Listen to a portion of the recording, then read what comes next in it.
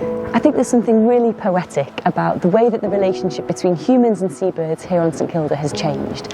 From humans harvesting seabirds to eat them, to now there being humans living on St Kilda here to protect and understand the seabirds better, and even to the way that the seabirds have now reclaimed some of the man-made structures, such as the walls and the cleats which would have been used to store them in, as their nesting sites.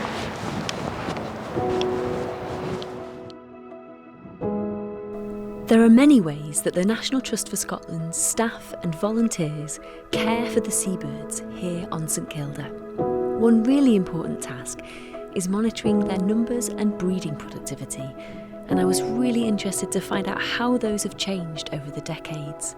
I went to see Craig, who was conducting one of his productivity surveys of nesting fulmar. So what are you finding from your productivity studies? In our most recent census effort last year that indicated that fulmars had declined by about 2/3 in a 24-year window. Fulmars are very long-lived seabirds. They can cope with some years of lower breeding success, but sustained low breeding success will lead to population declines at a colony level.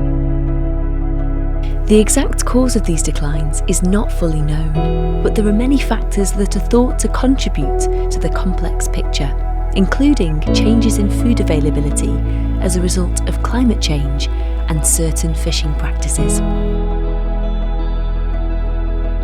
Seabirds, at the top of the marine food chain, are a biological indicator of the health of the ocean.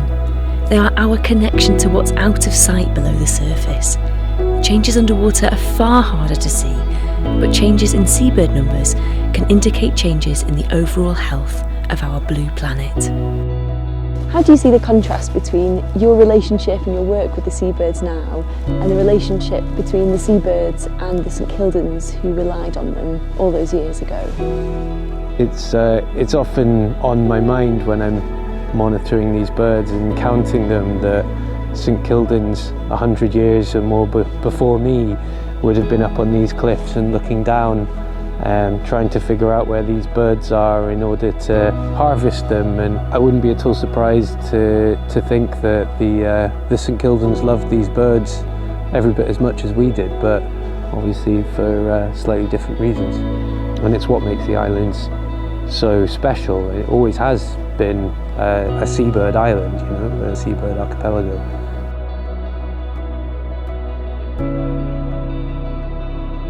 We get that question quite a lot. What impact did the St Kildans have on the seabird population? What we do know is the population has been declining in spite of harvesting not being an issue for well over 100 years. I would say that climate change has a much bigger impact than a small community of people living on this island ever did.